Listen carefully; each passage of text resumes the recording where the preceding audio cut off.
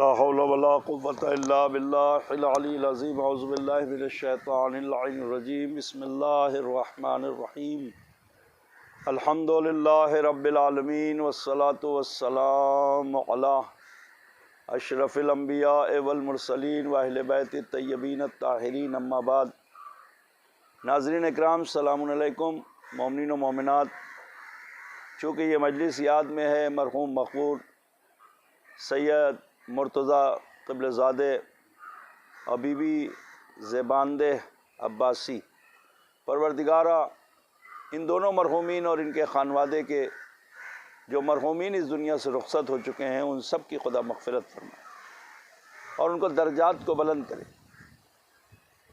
چونکہ مجلس سید الشہداء ایک بہترین ذریعہ ہے، ایک بہترین تحفہ ہے، ایک بہترین نعمت ہے مرحومین کے لیے۔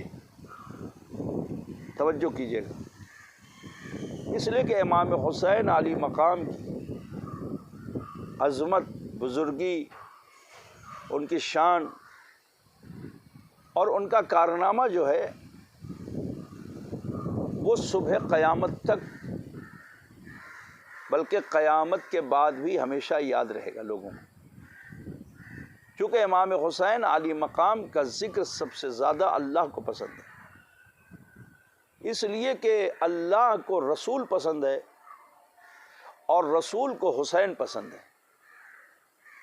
حسین ایک ایسا مرکز ہے، امام حسین ایک ایسا مبدا ہے، امام حسین ایک ایسے مقصد کا نام ہے۔ امام حسین علی مقام کی ذات گرامی ہر نبی کی مرکز مقصد حیات امام حسین کی ذات رہی ہے، اسی لیے امام حسین کو وارث آدم، وارث نوح، وارث ابراہیم، وارث موسیٰ، وارث عیسیٰ اور وارث حضرت محمد مصطفیٰ صلی اللہ علیہ وآلہ وسلم، اور اس کے بعد وارث جناب علی مرتضیٰ اور جناب زہرا اور جناب امام حسن۔ یہ امام حسین کی ذات ایک درمیان میں ایک ایسی ذات ہے۔ توجہ کیجئے گا، میں چند باتیں امام حسین کے حوالے سے کروں تاکہ ان مرحومین کو مرتضیٰ قبلہ زادہ اور یہ بی بی زیباندہ، پروردگار ان دونوں کی مغفرت فرمائے اور ان کے خانوادے کے مرحومین کی مغفرت فرمائے۔ غور کیجئے گا امام حسین کے صدقے میں اور ان کے طفیل۔ امام حسین کی عظمت بہت ہے۔ امام حسین چونکہ وارث انبیاء ہیں، امام حسین امام زہر العابدین سے لے کے آخری امام تک جو ہمارے پردے میں ہمارا امام ہے، ہمارا وارث ہے، ہمارا آقا ہے، ان کی ابتدا کا نام بھی حسین ہے۔ ہر ایک امام امام حسین کے در پہ آتا ہے، ہر ایک نبی حسین کے در پہ آتا ہے۔ آپ نے کبھی یہ نہیں سنا ہوگا کسی روایت سے، کسی مجلس میں، کسی ذاکر سے، کسی عالم سے، توجہ سے سنیے گا میرے ناظرین، خدا آپ کو حسین کے صدقے میں پروردگار ہر آفت ہر بلا سے محفوظ رکھے۔ خدا ان مرحومین کے خانوادے کو، ان کے پسماندگان کو ہر آفت ہر بلا سے محفوظ رکھے اور حسین کے چاہنے والوں میں قرار فرمائے اور امام حسین کی زیارت نصیب کرے۔ میں زیارت امام حسین کا ثواب بھی بیان کروں، غور کیجیے۔ امام حسین علی مقام کی ذات گرامی وہ ہے کہ تمام انبیاء کی جو واقعی نعمتیں تھی جو اللہ نے بار دیا تھا انسان کو، قرآن کہتا ہے کہ ہم نے پہاڑوں کو، سمندروں کو، دریاؤں کو، آسمان و زمین کو کچھ چیزیں اٹھانے کے لیے کہا، مگر وہ انکار کر گئے، مگر یہ انسان اس نے اس بار کو اٹھا لیا، اس بار کو اس نے اٹھا لیا، اسی لیے یہ انسان سب سے اعلیٰ اور عرفہ ہے۔ اللہ کی کچھ امانتیں ہیں کہ جو انسان نے اٹھائی ہے، انہی امانت کو بچانے کے لیے اللہ نے اسی امانت کی حفاظت کے لیے اسی امانت کو اس کی منزل تک پہنچانے کے لیے جسے صبح قیامت کہتے ہیں، انبیاء کا سلسلہ رکھا، اولیاء کا سلسلہ رکھا، اوصیاء کا سلسلہ رکھا، علماء کا سلسلہ ہے غیبت امام میں، مراجع کرام کا سلسلہ ہے غیبت امام میں۔ یہ تمام آیت عظام، یہ تمام مراجع کرام یہ کیا کر رہے ہیں؟ یہ خدمت کر رہے ہیں، وہ امانت کو بچا رہے ہیں، جس امانت کو ہر دور میں مختلف اللہ کے دشمن نے مٹانا چاہا۔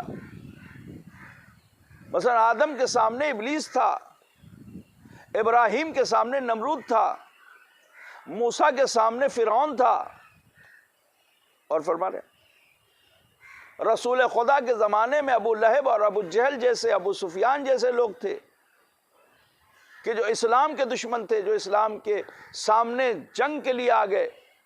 یہ تمام وہ لوگ تھے کہ جو امانت کو برباد کرنا چاہتے تھے، جو اللہ نے امانت انسان کو دی، مگر ہر دور میں وہ انسان اللہ نے اس کی حفاظت کے لیے بھیجا۔ یہی دلیل ہے ہمارے لیے کہ نبی کے بعد ایک نبی کا ہونا ضروری ہے۔ اگر نبی کا سلسلہ ختم ہے، خاتم النبیین ہمارے نبی تھے، تو کوئی ایسا ہو کہ جو ان کے علم کا جیسا ہو اور وہ اس امانت کو محفوظ رکھے۔ اب ذرا اندازہ کریں، ایک گوشہ ہے فضائل کا، آپ کے سامنے عرض کروں۔ ناظرین و مومنین و مومنات، میں چاہتا ہوں کہ اس گوشے سے پہلے آپ سب ایک صلوات پڑھیں مل جل کر، محمد و آل محمد، اللہم صلی علی محمد۔ اور خدا اس جملے کے ذریعے ان مرحومین کی مغفرت کرے۔ توجہ کیجئے گا، مرحوم سید مرتضیٰ قبلہ زادے اور مرحومہ، غور کریں آپ، عرب کے لوگ اتنے زیادہ سخت تھے۔ عرب کی وادی کون سی تھی؟ سنگلاق، پہاڑوں کی وادی، سنگ یعنی پتھروں کی وادی، پہاڑوں کی وادی۔ ایسے پتھریلے انسان، ان کا ذہن بھی پتھریلا ہو گیا تھا، ہر بات کو آسانی سے نہیں مانتے تھے۔ نبی کہتے رہے کہ اللہ ایک ہے، یہ بت جو ہے وہ خدا نہیں ہے، یہ باطل ہے، وہ حق ہے، نہیں مانے، نہیں مانے۔ ان کا ذہن بھی پتھریلا ہو چکا تھا، جلدی سے کوئی بات تسلیم نہیں کرتے تھے، ان کے ذہن میں جلدی بات نہیں اترتی تھی۔ یہ عربوں کا ایک خاصہ تھا، لیکن عجموں کا ایک خاصہ الگ تھا، اہل فارس، اہل ایران کا ایک خاصہ الگ تھا۔ اس کے مقابلے میں یہ بھی بات کہتا چلوں، مجھے اکثر لوگ سن رہے ہیں، عرب کا خاصہ پتھریلا تھا، ان کا ذہن، ان کے خیالات، ان کا دل و دماغ پتھریلا تھا، سنگلاق وادیوں میں رہتے تھے، پتھروں کے درمیان میں رہتے تھے، پہاڑوں کے بیچ میں رہتے تھے۔ لیکن وہیں عجم لوگ تھے کہ جن کے لیے خود رسول خدا صلی اللہ علیہ وآلہ وسلم نے فرمایا تھا سلمان فارسی کو دیکھ کر کہ یہ وہ ہے کہ جو اگر چاند پر بھی علم ملے گا تو اہل فارس چاند پہ جا کر علم حاصل کریں۔ آج آپ دیکھ لیں ایران کو موقع ملا تو آج کتنی ترقی کر گیا، دنیا گھبرا رہی ہے، دنیا پریشان ہے۔ آج طرح طرح کے اسلحے انہوں نے بنا لیے، آج اپنی حفاظت کے لیے انہوں نے کیا کیا نہیں کیا۔ اتنی پابندیوں کے بعد اہل ایران جو ترقی کر گئے، جو اپنی حفاظت کے لیے انہوں نے انتظام کر لیا، یہ پیغمبر کی اس حدیث کی دلیل ہے کہ اگر اہل فارس کو موقع ملے تو وہ چاند پر بھی جا کے علم حاصل کر سکتے ہیں، اور اس علم کے ذریعے انسان ترقی کر سکتا ہے، اپنا نام بلند کر سکتا ہے، اپنی آبرو بچا سکتا ہے، اپنی عزت بچا سکتا ہے۔ اور آج ایران الحمدللہ وہ کر کے بتا رہا ہے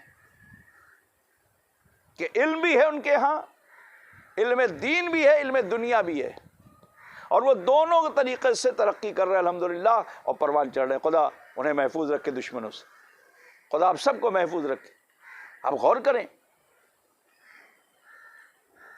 غور کریں۔ لیکن وہی عرب، میں نے کہا فضائل کا ٹکڑا، وہی عرب جو پتھروں پر جب پیغمبر کہیں سنگریزہ اٹھائیں، وہی سنگریزہ پتھر اٹھائیں پیغمبر، اور وہ کلمہ پڑھے گواہی دے رسول کی تو وہ مان لے۔ پتھر اگر گواہی دے، پتھر اگر گویا ہو، سنگ اگر بولے، تو یہ عرب لوگ اسے تسلیم کر کے کلمہ پڑھ لیتے تھے۔ لیکن یہ کیسے عرب تھے کہ پتھروں کی گواہی مان کے اللہ کو بغیر دیکھے مان لیتے تھے، جبکہ نبی کسی کو غدیر میں ہاتھوں پہ اٹھا کے کہہ رہے تھے من کن تو مولا ہو فہذا علی مولا، جس کا میں مولا اس کا ہی علی مولا۔ انہوں نے پتھروں کی زبان پر تو اقرار کیا مگر نبی کی زبان پر اقرار نہیں کیا، کہ اسے بھول گئے جسے رسالت نے دکھایا، اسے یاد رکھا جسے پتھروں نے دکھایا۔ صلوات پڑھ دے مل جل کر محمد والے محمد۔ اب دیکھیں یہ صلوات کا بھی بہت ثواب ہے۔ خدا ان مرحومین کی مغفرت کر، ان کے درجات کو بلند، ان کے خاندوادے کو صبر دے اور انہیں محفوظ رکھے پروردگار جہاں بھی ہیں۔ آپ یقین کریں، یہ ایک کہتے ہیں نا کہ مجلس سید الشہداء، خدا کیا تذکرہ کرا لے نہیں پتا۔ حسین ابن علی اس امانت کو بچانے کے لیے، اس امانت کی حفاظت کے لیے وارث انبیاء تھے، وارث نوح تھے، وارث آدم تھے، کربلا تک آ گئے۔ اور امام حسین نے قربانی دے کر آواز دی۔ کب دی آواز؟ لوگ کہتے ہیں امام حسین اپنی جان بچانے کے لیے کہہ رہے تھے نہ کہ حل من ناصر ینصرنا، ہے کوئی جو میری مدد کرے، حل من ذاب یذاب حرم رسول اللہ، ہے کوئی جو حرم رسول کی حفاظت کرے۔ امام حسین اپنی جان بچانے کے لیے نہیں کہہ رہے تھے۔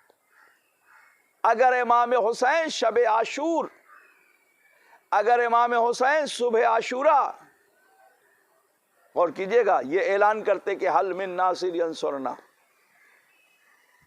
تو کہہ سکتا تھا انسان کہ ابھی اصحاب زندہ ہیں، انصار زندہ ہیں، بیٹے زندہ ہیں، بھائی زندہ ہیں، حسین کہہ رہے ہیں کہ مجھے بچا لو، تم میں سے کون ہے جو میری حفاظت کرے؟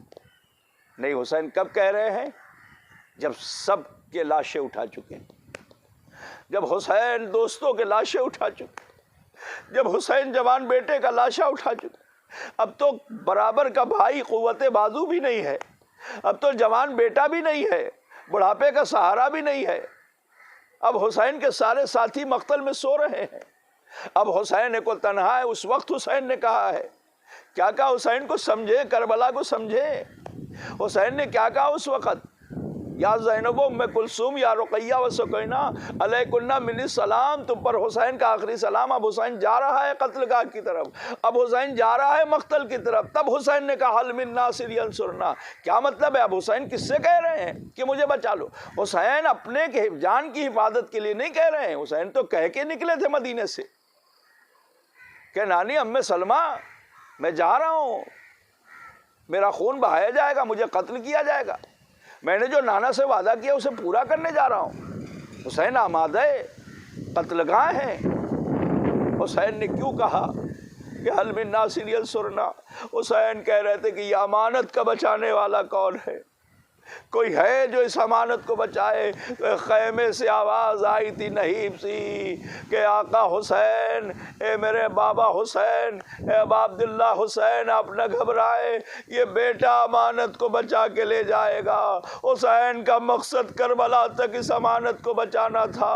اس کے بعد سید سجاد لاغر و ناتوا ہے، پشت پتا دیانے کھانے کی طاقت نہیں ہے، مگر آپ دیکھیں امانت کو، انبیاء کی، اللہ کی امانت کو لے کے چلے۔ حسین کے بعد زین العابدین، زین العابدین کے بعد امام باقر، امام باقر کے بعد یہ سلسلہ امام زمانہ تک ہے۔ اے امام زمانہ آئیے اور آ کر اس امانت کو ہم سب کے حوالے بھی کیجئے تاکہ ہم بھی اپنی اس امانت کی حفاظت کے لیے قربانیاں دے سکیں، اپنی زندگیوں کو آپ پر نچھاور کر سکیں، آپ کا دیدار کر سکے۔ والسلام علیکم ورحمۃ اللہ وبرکاتہ۔ ناظرین، آپ سے گزارش ہے ایک بار سورہ ہم 3 مرتبہ سورہ توحید کی تلاوت کر کے مرحوم مغفور سید مرتضیٰ لبلا زادے اور مرحومہ مغفورہ بی بی زباندہ عباسی، ان کی روح کو اصال کر دے، خدا ان کے درجات کو بلند کرے، خدا آپ سب کو محفوظ رکھے، خدا ان کے خانوادے کو صبر دے، خدا ہم سب کو امام حسین عالی مقام کی زیارت جلد سے جلد نصیب فرمائے، ہمارے امام کا جلد سے جلد ظہور فرمائے۔ والسلام علیکم ورحمۃ اللہ وبرکاتہ۔